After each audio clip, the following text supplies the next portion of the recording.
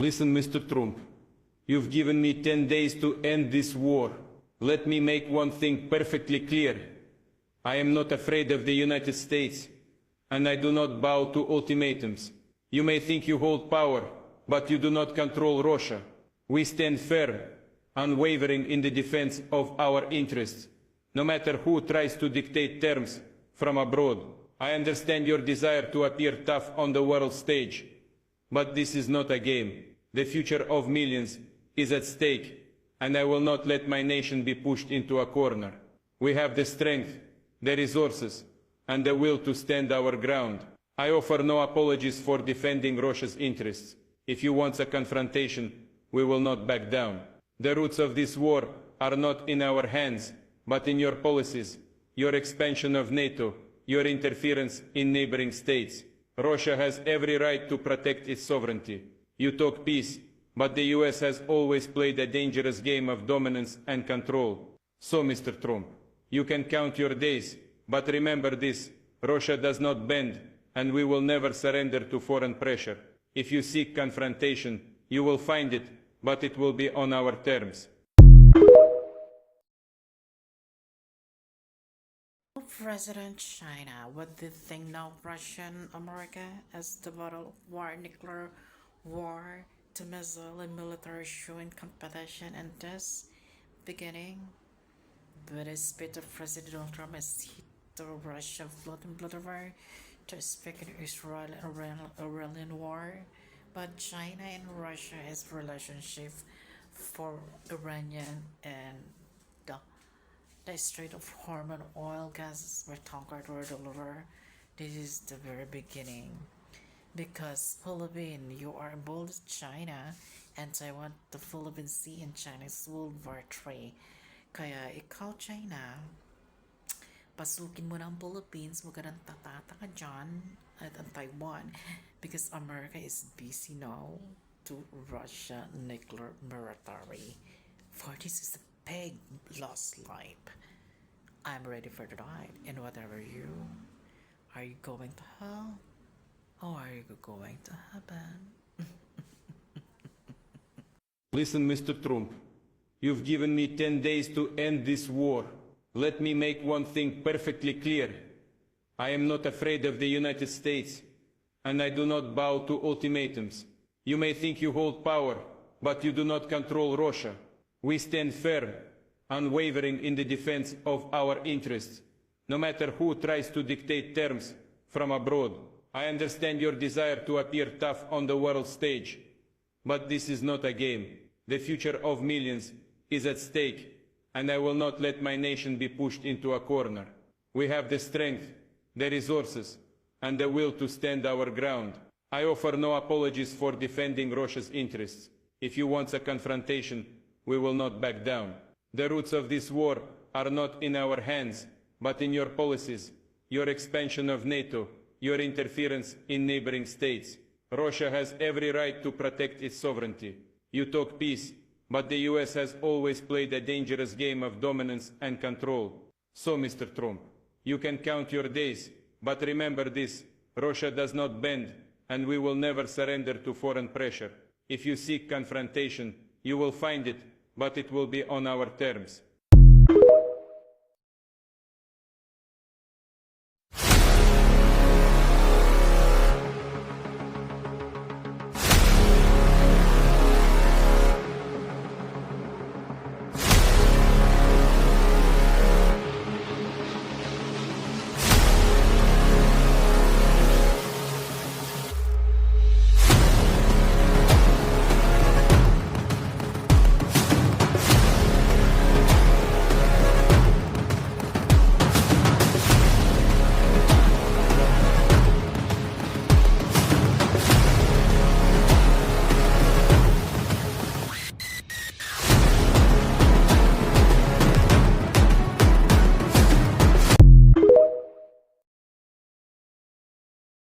Muling namataan sa teritoryo ng Pilipinas sa isang research vessel ng China. Kasabay din ito ng pagkalat ng mga maling impormasyon hinggil sa di umano'y pagtow ng China sa barko ng Pilipinas na nasa Ayungin Shoal. Ang mga detalye sa Agenda Weekend Report ni Francis Folve. Nagsagawa ng Maritime Domain Patrol ang Philippine Coast Guard sa West Philippine Sea kung saan na-monitor at nag-radio challenge sila sa Chinese research vessel na Shangyang Hong 05 may 37 nautical miles off the coast of Santa Ana, Cagayan. Sa post ni Commodore J. Tariela, ang tagapagsalita ng Coast Guard sa West Philippine Sea sa kanyang social media account na X, sinabi niyang namataan ito sa Maritime Domain Awareness Flight malapit sa Babuyan Island. Hindi rin ito sumagot sa challenge. Dagdag ni Tariela, ang Shangyang Hong 05 ay dagdag sa research fleet ng China na namalagi sa karagatang sakop ng Pilipinas nang may 22 araw at muling bumalik. Bukod sa Pilipinas, concern na rin ng mga kalapit na bansa ang operasyon nito sa mga sensitibong maritime zone. Sabay nito, pinabulaanan ni Tariela ang lumabas na report sa China at kumakalat sa social media na nagkaroon di umano ng confrontation sa Ayungin Shoal nang ito ng Chinese Coast Guard ang isang barko ng Pilipinas. False information ito, ani Tariela, at ang nagsisirculate na video ay posibleng luma na. Di pa tiyak ang layunin ng pagpapalabas nitong muli ng China. Basta ang malinaw, walang ganitong insidente sa ating karagatan kamakailan. Wala ring impormasyon tungkol sa ganitong insidente ang Department of National Defense ayon kay Secretary Gibo Chodoro. Ganon din si AFP Chief of Staff Romeo Browner Jr. Sa huli, sabi ni Gibo, aalamin muna nila kung totoo ang insidente bago sila magplano kung ano ang gagawing hakbang tungkol dito. Una na rin naglabas ng fake news alert ang sandatahang lakas ng Pilipinas sa umano'y kumakalat na misinformation sa operasyon sa West Philippine Sea. Para sa Agenda Weekend, Francis Polbe, Billionaire News Channel.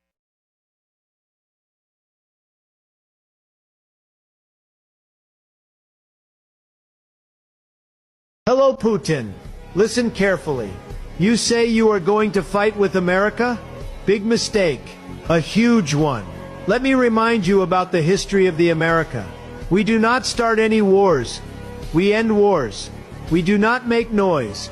We lead with action. More than 200 years, this nation stand tall, not because of fear, but because of freedom. You hold power like a trophy. We carry purpose like a mission, and when the world needs a hero, America always stand first. Naninindigan ng China Coast Guard na ang barko ng Pilipinas ang pumasok sa kanilang teritoryo kaya nila ito binomba ng tubig. Ang bagong pag-atake na yan nangyari sa gitna ng resupply mission ng BFAR sa Panatag Shoal. At live mula sa West Philippine Sea. Nasa frontline ng balitang yan si Gio Robles. Gio, kamusta dyan?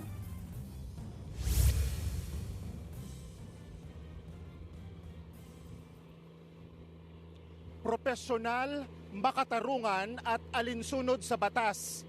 Andre, yan ang sagot ng China sa panibagong water cannon attack ng Coast Guard vessel nito sa barko ng Pilipinas sa Panatag Shoal dito sa West Philippine Sea.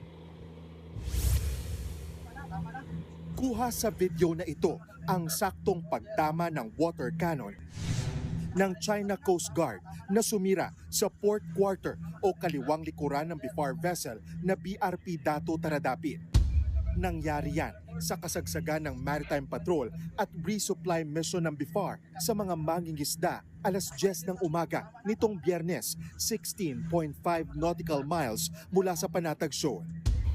Sa video naman na inilabas ng Chinese state media Global Times, iginiit ng China Coast Guard na Pilipinas ang nanghimasok sa kanilang teritoryo. Sa parehong video, ipinakita rin kung paano itinaboy at winoter cannon ng CCG ang BFAR vessel na anilay profesional na ayon sa batas at makatarungang paraan.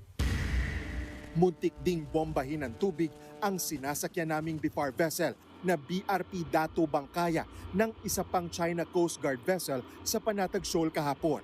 Bago yan, hinabol pa kami ng dambuhalang Chinese warship o barkong pandigma mula sa PLAN o People's Liberation Army Navy ng China. Kitang-kitang armado ang Chinese warship at halos walang binatbat ang dihamak na mas maliit na BFAR vessel. Sakay nitong BFAR vessel, ayan,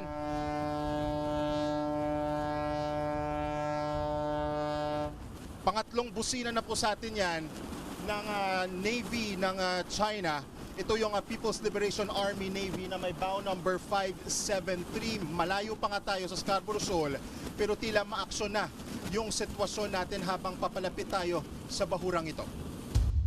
Maging mga mangingisda, hindi rin nakaligtas sa panghaharas umano ng mga Tsino. Nahaluan ako ng nervyos sir dahil first time ko nakasubok ng ganun yung daanan ka sa may harapan ng barko. Itong lugar na ito ay parang hindi mo nasasabing pag-aari na ng Pilipinas. May ibang mangingisda na hindi raw tinantanan ng mga barko ng China hanggat hindi nakakalayo sa Panatag Shore.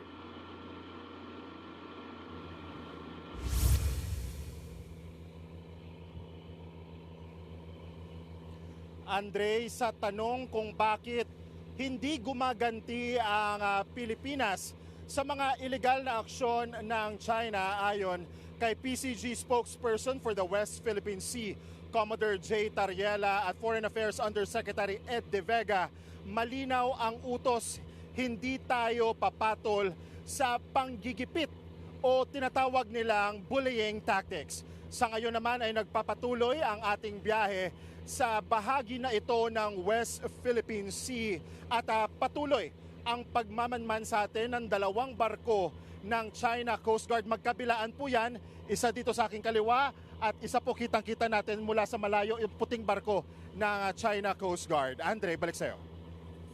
Mag-iingat kayo dyan. Nag-uulat mula sa West Philippine Sea. Maraming salamat, Gio Robles.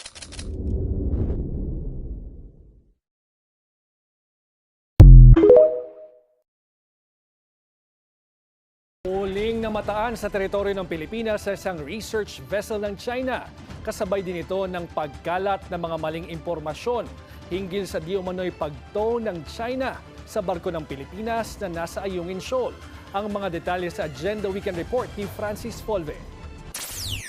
Nagsagawa ng Maritime Domain Patrol ang Philippine Coast Guard sa West Philippine Sea kung saan na-monitor at nag-radio challenge sila sa Chinese research vessel na Shangyang Hong 05 may 37 nautical miles off the coast of Santa Ana, Cagayan. Sa post ni Commodore J. Tariela, ang tagapagsalita ng Coast Guard sa West Philippine Sea sa kanyang social media account na X, sinabi niyang namataan ito sa Maritime Domain Awareness Flight malapit sa Babuyan Island. Hindi rin ito sumagot sa challenge. Dagdag ni Tariela, ang Shangyang Hong 05 ay dagdag sa research fleet ng China na namalagi sa karagatang sakop ng Pilipinas nang may 22 araw at muling bumalik. Bukod sa Pilipinas, concern na rin ng mga kalapit na bansa ang operasyon nito sa mga sensitibong maritime zone. Sabay nito, pinabulaanan ni Tariela ang lumabas na report sa China at kumakalat sa social media na nagkaroon di umano ng confrontation sa Ayungin Shoal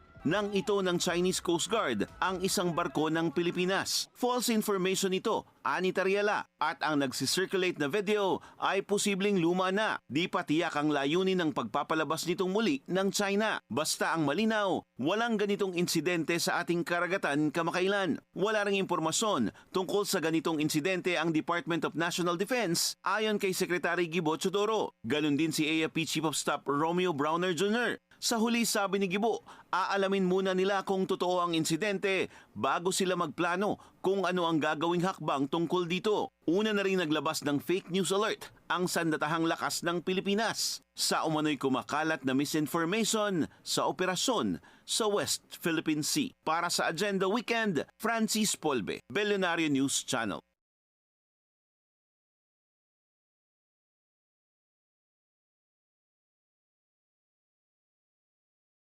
President China, what do you think now Russian America as the battle war, nuclear war to missile and military showing competition and this beginning? But the speech of President Donald Trump is hit the Russia floating blood war to speak in Israel and Iranian war. But China and Russia is relationship for Iranian and the Strait of Hormuz oil gases were conquered or delivered. This is the very beginning. Because Philippines, you are involved with China and Taiwan, the Philippine Sea and China's World War III. Kaya ikaw China, papasukin mo ng Philippines, huwag ka nang tatataka dyan at ang Taiwan because America is busy now to Russia nuclear military. For this is a big lost life. I'm ready for the ride. And whatever you, are you going to hell? Or are you going to heaven?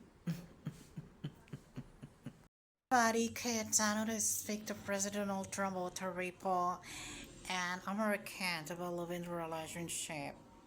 Ng American daw ay lahat na lang daw ay kinuha sa Philippines. So, para saan Cayetano? Philippines government ay check for World War II and World War I kung paano ginawa ng America to Japan and surrender. You know, Philippines City is Spanish or whatever to World War II. Napakalaki talaga ng utang na loob ng Philippines sa America. Kaya sabi ko sa inyo this is over and all what happened to me, Philippines and America. You always traumatic. The world is damaged against your action. Right? Is your problem relationship politics? You're always traumatic. You don't know what to ask you. And all bullshit. Understand, Supreme Court Manila, all government in America. Kaya ikaw Cayetano, wala ka naman magagawa. At saka, for your information, OFW and deployment around to US. The US Congress in the Philippines, kung hindi nila sa Amerika, hindi naman kayo makakapasok sa iba-ibang bansa Amerika ay kilala sila sa buong nation because America is united. Control niya lahat ng UK, Canada, Australia, yun is United English people. You know what? Hindi mo naman kailangan nasasaktan over opinion. Ang titingnan mo, what do you happen and before your life and next level? Pero yung Pelvin is losing material. Lagi naman kayo bumibili sa ibang bansa ng missile, nuclear, warship. Now, all the world you are vile is not your factories. Hindi nyo kinukumpara yung kakayahan at kinukumpara yung kakayahan nyo sa international foreign. Hindi naman kayo foreigner. Di ba sinabi ko nga sa Acts the Bible na ang Asia ay hindi anak ng Diyos. Apo lang kayo sa tuhod ng Diyos. Umalayong lahi. You know, is connection to religion. Hindi ba kayo nakakaintindi? Please naman, mga educational. The devil is overrule you, acts you blue. Of just your work of heal is not work of Jesus. But the government is understanding you're made to the world plain. Ay yung vocabulary. Correct?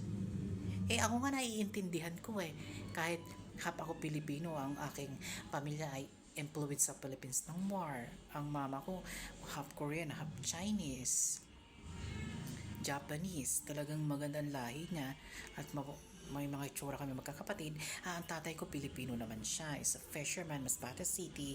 Kaya ang dinadalang apelyido na is Borinaga. At saka GR ako ng tatay ko at junior ako, kaya is to control the world. And this is what happened to Miss background for command. At yun naman talaga, di ba?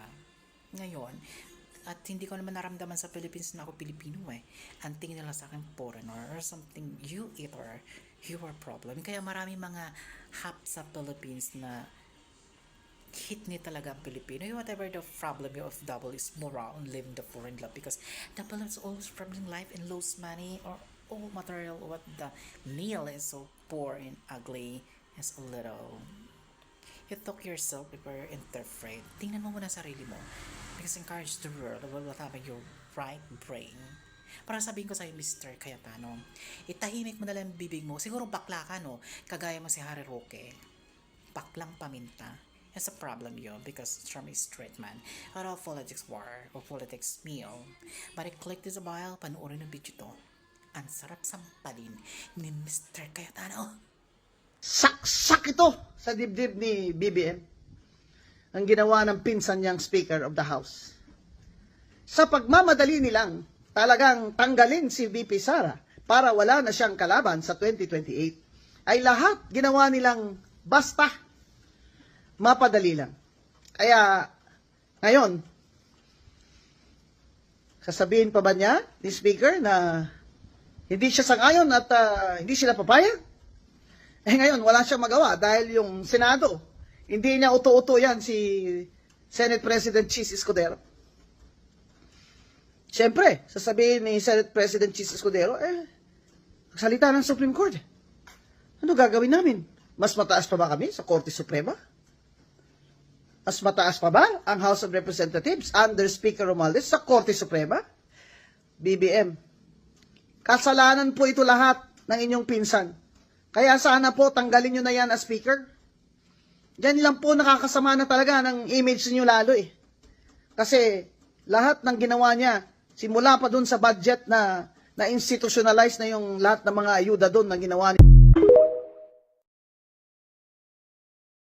Halos ibigay na natin lahat sa Amerika eh. Lahat na lang ng hiningi nila sa Pilipinas. Etong huling 2 kalahating taon binigay natin. Tapos may green card na, dekada-dekada na nasa Amerika, i-deport nila. Yung ibang citizens na, nahaharas pa. Yung iba ng mga estudyante ng mga Pilipino hindi makauwi ngayon. Dahil baka daw pag umuwi sila on student visa, tanggalin na yung visa nila. Bakit pa tayo nakikipag-alliance ng husto? At wala akong naririnig. Wala akong naririnig kay Ambassador Romualdez. Wala akong narinig sa DFA. May narinig ako sa Senate President na nagsabing, ano ba kayo, dideport nyo rin yung Pilipino? Di nyo pa ibabalik sa Pilipinas? Sa Libya nyo pa dadalhin? Okay lang sa Pilipino yun, maraming Pilipino sa Libya. Pero ganun ba ang turing sa isang kakampi? Halos ibigay na natin lahat sa Amerika eh. Lahat na lang ng hiningi nila sa Pilipinas. Etong huling 2 kalahating taon binigay natin. Tapos may green card na, dekada-dekada na nasa Amerika, i-deport nila. Yung ibang citizens na, nahaharas pa. Yung iba ng mga estudyante ng mga Pilipino hindi makauwi ngayon. Dahil baka daw pag umuwi sila on student visa, tanggalin na yung visa nila. Bakit pa tayo nakikipag-alliance ng husto? At wala akong naririnig. Wala akong naririnig kay Ambassador Romualdez. Wala akong narinig sa DFA. May narinig ako sa Senate President na nagsabing, ano ba kayo, dideport nyo rin yung Pilipino? Di nyo pa ibabalik sa Pilipinas? Sa Libya nyo pa dadalhin? Okay lang sa Pilipino yun, maraming Pilipino sa Libya. Pero ganun ba ang turing sa isang kakampi?